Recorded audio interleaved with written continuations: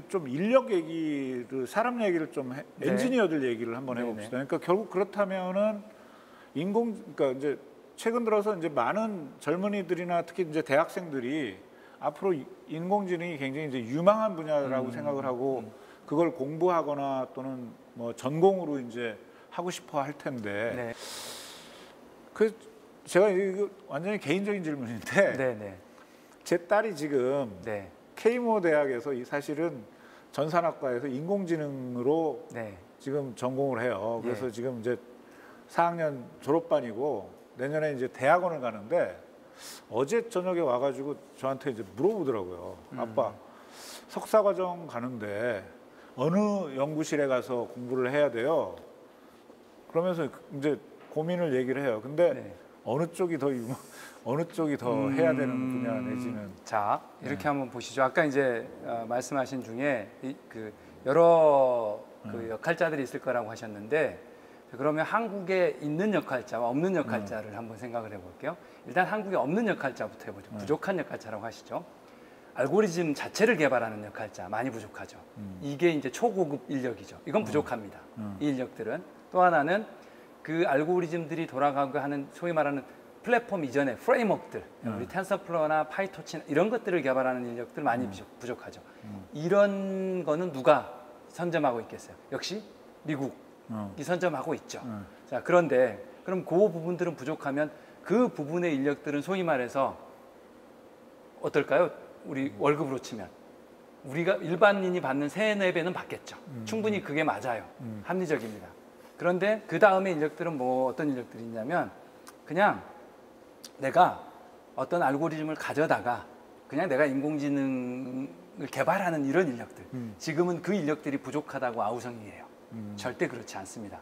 그 인력은 오히려 웹 인력, 웹 어플리케이션을 짜는 인력보다 더 쉽게 양성될 거고 그 인력은 조만간 포화 상태에 옵니다. 왜냐하면 그게 웹 프로그램보다 더 쉽기 때문에 그래요. 대신 우리가 인공지능이 어렵다고 하는 것은 인공지능을 쓰기만 하겠다고 하면 그 알고리즘을 까볼 이유가 없는 겁니다. 블랙박스는 블랙박스대로 인정을 해야지 왜 그걸 까봐요. 정말 똑똑한 수학자들이 수십 년 걸려서 나온 그런 결과를 내가 천재라고 본다고 보이겠습니까? 그건 아니라는 거죠. 그러면 그런 개발자들은 제가 봤을 때 앞으로 2, 3년 안에 정말 웹 개발자보다 더 흔하게 나올 거다. 왜?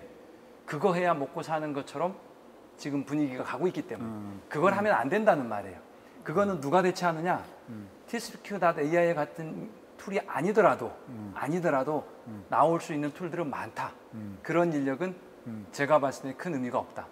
대신 만일에 인공지능을 하고 싶다면 차라리 도메인 전문성을 가진 프로그래머가 낫다.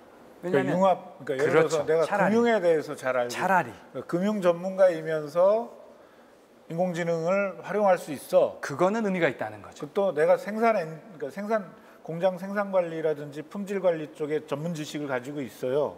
그런데 거기에다가 플러스 내가 AI 지식을 가질 수 있어요. 이런 쪽이든지. 그렇죠. 아니면은 인공지능의 핵심을 들어가든지 엔진이나 알고리즘에 들어가서 그걸 설계할 수 있어야 된다는 거죠. 그렇죠. 오히려 그게 아니면 여전히 돈은 버는 사람은 누구냐면 엔지니어가 아니에요. 아이디어를 내는 사람입니다.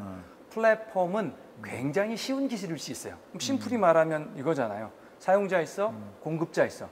공급자가 사용자한테 뭔가 팔아야 되는데 매핑해주면 되네? 그게 다 뭐예요? 다 플랫폼이잖아요. 마켓커리가 그렇고 쿠팡이 그렇고 뭐 다 플랫폼이 그래요. 그러면 그러한 플랫폼에다 어떤 아이템을 얹을 거냐라고 생각하는 그게 훨씬 더 돈 버는 방법이죠. 오히려 인공지능을 프로그램하는 것보다. 그리고 계속 말씀드리지만 인공지능이라는 것은 알고리즘을 만들거나 프레임워크를 만드는 사람이 아닌 한 인공지능은 엑셀처럼 씌워줄 수밖에 없습니다. 다만 국가적 차원에서 해야 될 일이 있죠. 왜냐하면 이제 이 인공지능 알고리즘이나 프레임워크가 무기화될 수 있잖아요. 당장 지금 우리 GPT-3가 그러고 있거든요. 마이크로소프트가 독점해버렸거든요. 상용으로 바꿔버렸다고요. 구글도 그러지 말라는 법 없잖아요. 그랬을 때 그러면 남의 알고리즘만 갖다 쓰면 어떻게 될까요? 그거는 완전히 이제 큰일 나는 거죠.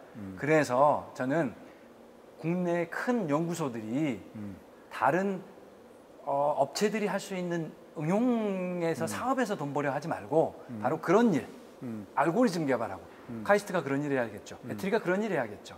그리고 또 실제로 그 프레임워크를 올릴 수 있는 그런 알고리즘을 올릴 수 있는 프레임워크를 만드는 것이 연구기관에서 해야 될 일인 거죠. 그런데 한국은 안타깝게도 기업도 사업을 하고 연구기관도 사업을 하고 학교도 사업을 합니다. 이게 문제라고 보는 겁니다. 1개월짜리, 6개월짜리 인공지능 개발자 코스 만들어가지고 아무리 교육을 시켜봐야 굉장히 이제 그 부가가치가 별로 생기지 않을 거다. 지금 당장은 취업할 수 있고 지금 당장은 핫해 보지만 보이죠. 그 당장 필요한 인력은 당장은, 맞습니다. 당장은 네. 필요하지만 네네. 그런 인력들은 이제 어떻게 보면 이제 생명이 길지 않다. 길지 않을 거로 생각합니다. 그러니까 결국은 제가 제 딸한테 그 잘 하신 거죠. 컨설팅 잘한 거죠. 아주 잘하신 거죠. 좋은 아빠 두셔서 다행입니다. 제가. 마지막으로 이제 좀 전에 아까 이제 그 정부가 지금 하고 있는 여러 가지 이제 지원 정책들이 네. 앞으로 어떻게 갔으면 좋겠는가 하는 부분에 대해서 좀 크게 이제 두 가지를 가지고 좀 얘기를 해봐야 될 것 같은데 우선은 좀 전까지 얘기했던 그 인력 어떻게 양성할 거냐 하는 거에 대해서 좀 더 뭐 추가적으로 말씀하시고 싶은 게 있나요? 사실 제가 어렸을 때는 조금 더 어렸을 지금도 어립니다. 조금 더 어렸을 때는 그 정부가 이렇게 인력 양성을 양쪽으로 팽창하는 것에 대해서는 도대체 이해할 수가 없었어요. 근데 지금은 이해는 합니다. 왜냐하면 그렇게 해야만이 수요가 골고루 가고 뭐 또 취업률도 올라가고 할 거니까요. 근데 문제는 그런 것도 중요하지만 정말 장기간 플랜을 세워야 되는데 이게 지금 뭐 어찌됐든 이 우리 국가적으로 보면 시스템이 5년마다 바뀔 수 있는 시스템이잖아요. 장기 플랜을 세울 수가 그렇죠. 없는. 대통령 바뀌면 또 정책이 바뀌니까. 또 장관님 바뀌면 정책이 바뀌어버리고 이런 것들은 시급히 해결되어야 할 문제인 것 같고요. 또 하나는 아까도 말씀드렸지만 기존에 좋은 제품이 있으면 또 만들려고 하지 말고 써줘야 합니다. 근데 지금 정부 한번 봐보세요. 사실은 이번에 저는 캠프 사업은 되게 감사하게 생각하는 거예요. 왜? 좋은 제품을 써줬잖아요. 중소기업부의 그렇죠. 중소벤처기업부의 캠프 사업은 좋은 사업이다. 네. 왜냐하면 실제로 그 사업을 또 그 플랫폼을 물론 제안을 잘했을 수도 있어요. 그 플랫폼을 또 만들겠다고 하면 이건 꽝인 거예요. 자, 왜냐하면 1년 만에 그런 플랫폼들을 만들겠다고 하는 사업이 작년에만 해도 100개는 났을 겁니다. 어림잡아서. 그러면 1년 만에 빅데이터 인공지능 통합 플랫폼 만들어서 잘 돌아가면 체스큐 같은 회사는 벌써 망했어야죠. 그러면 이렇게 되는 거예요. 1년 만에 그런 것을 만들었으면 그 플랫폼이 잘 돌아갈까? 우리가 공무원들이 안 됐는데 그냥 됐어요라고 하고 안 쓰고 있는 건 없을까? 있다고 보는 겁니다. 물론 적당히 돌아갈 수 있겠죠.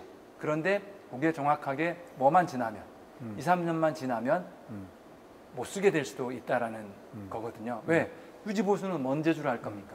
그러면 소프트웨어 라이센스를 지급하는 것을 두려워하지 말고 소프트웨어 라이센스를 지급해야 아까 말씀하셨던 내 농장을 가지고 일하는 기업들이 생길 수 있는 거예요.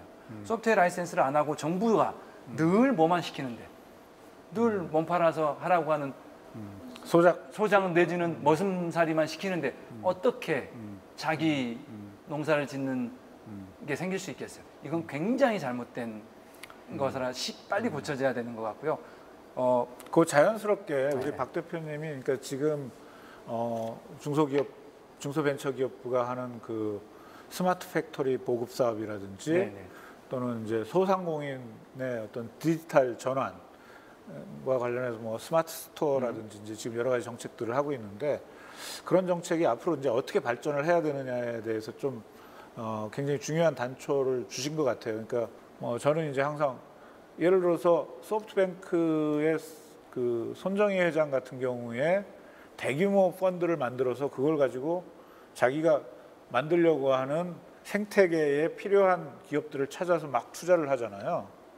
그런 식으로 우리도 정부도 이런 그 중소기업의 어떤 스마트 팩토리 생태계를 만들기 위한 그런 그 솔루션 기업이나 서비스 기업들을 플랫폼 기업들을 찾아서 투자하는 그런 정책이 좀 필요하지 않을까 노력이 더 들겠지만 그렇게 해야 베스트 프랙티스가 만들어지고 그 베스트 프랙티스가 만들어지면 대중문화가 증명되는 거고 그러면 생태계는 스스로 성장할 것으로 보입니다. 오케이. 네, 또 뭐 오늘 이 말을 꼭 하려고 왔는데 안 물어보네 했던 거 있나요? 사실은 이건 뭐 제가 중기 이슈 톡톡톡 해줘야 될 것 같습니다. 한번 그냥 제가 이건 한번 해드릴게요. 저 이런 건 잘 못하는 사람인데요. 중기 이슈 톡톡톡 좋아요. 짱. 그래요? 네, 짱입니다. 그리고 저는 사실은 우리가 그 서로를 소리를 알아주는 친구를 소지음이라고 하지 않습니까? 저는 감사하게도 몇몇 최근 들어서 그런 소리를 알아주는 분들을 만나고 있는 것 같습니다. 사실은 제가 중소벤처기업부를 안 두들겨 본 게 아니에요. 2018년부터 여러 경로를 통해서 제가 레포트 했던 걸 드렸어요. 그 레포트 안에는 오늘 제가 했던 얘기가 다 들어있습니다. 아무도 봐주지 않으셨어요. 근데 오늘 제 앞에 있는 이분이 딱 커피숍에서 한마디 듣고 제 말씀을 이해해 주셨어요. 그 이분이라고 이야기하면 좀 잘 모르잖아요. 누구 정확하게 얘기를 해주셔야 네, 중소기업 연구원장님인 이병헌 원장님께서 알아주셨습니다. 이병헌 원장님 멋져요. 제가 그렇게 훌륭한 사람입니다. 네.